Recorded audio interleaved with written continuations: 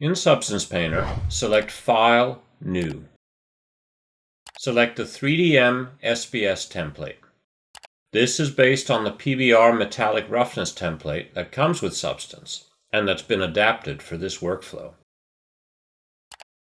Select the model just exported and pick OK.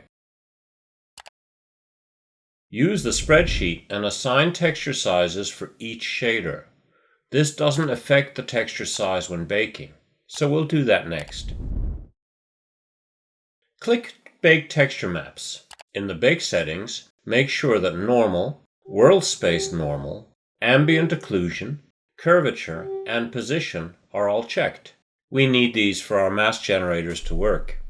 Set the output size to 4K and uncheck all remaining textures. Select the shaders to be baked at this size and click Bake Selected Textures.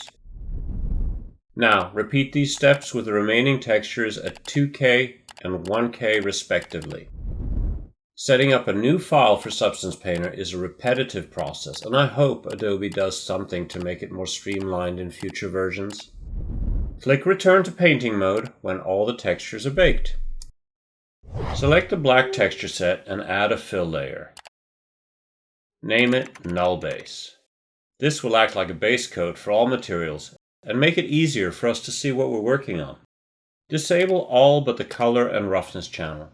Set the color to 0.18 gray and the roughness to 0.65. Right-click and select Instantiate across texture sets. Make sure that all other texture sets are selected and click OK. Because materials are consistently named across the 3DM range, I've created smart materials in Substance Painter for each. I just apply them and adjust parameters to meet the animation's needs. I'm going to demonstrate on how to quickly create a physically based shader for the tires, then save it as a smart material for reuse in future projects. Select the tire texture and click Focus Mode. Filter Materials and type Rubber. Adobe provides a vast selection of physically based shaders with the Substance Painter subscription. Choose Rubber Seal Fine Grain. If it's not already in your library, download it from Substance Source. Drag it on top of the Nullbase layer. Increase the roughness a little, then click Add Effect, Add Anchor Point. Now, add a fill layer. Rename it Rubber_Wear and Alt-click on the color channel to disable all the others. Click Base Color. Switch to the Anchor Point tab and select the anchor point. Under Levels, drag the middle slider left a bit to lighten the color. Now, activate the roughness channel. Assign it to the anchor point, and under Levels, drag the slider to the left. Add a black mask, and then add a generator to it. Choose the Metal Edge Wear generator, and switch the view to Single Channel Mask. Adjust wear level and contrast until satisfied. When you're happy with the mask, switch the view back to Material and adjust the level sliders on the wear layer until you get the desired look. Now, to add some dirt, search for rust. Choose Rust Fine. Add a black mask and a generator.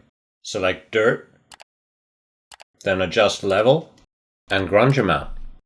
Notice that the dirt mask reveals mud all over the inside top of the tire. That's because surfaces from other objects are included in the ambient occlusion bake. Select Bake Mesh Maps. Uncheck all texture sets and select Tire. In the ambient occlusion settings, change self-occlusion to only same mesh name. Bake the texture again, and the dirt distribution looks believable. To create a smart material for reuse, click Add Group and give it a name. Drag all three layers into it, right-click, and select Create Smart Material. In the Asset Panel search field, filter Smart Materials and type 3DM. Add the corresponding smart material to each of the texture sets. Modify as needed. Note that the 3DM interior material includes both fabric and hard surfaces. I start with a dashboard material and then I drag a fabric material on top. Add a black mask and add a paint effect and select Polygon Fill. Click Mesh Fill, toggle the view to mask, and start selecting the seats. If you've selected something by mistake, switch the color to black and click the object again.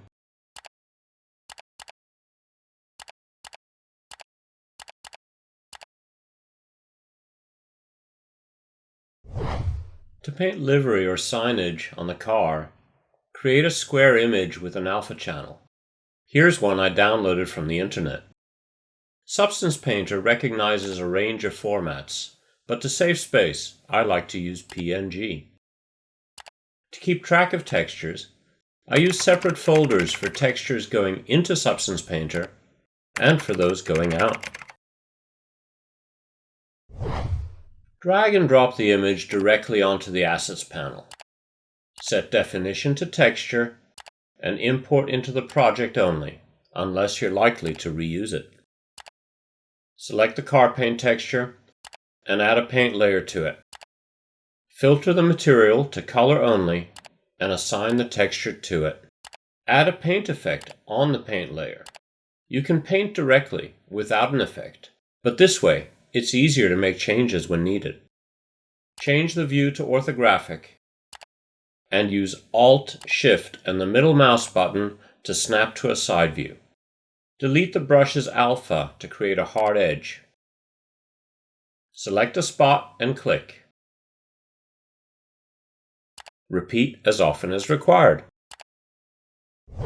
With all materials applied, select File, Export Textures.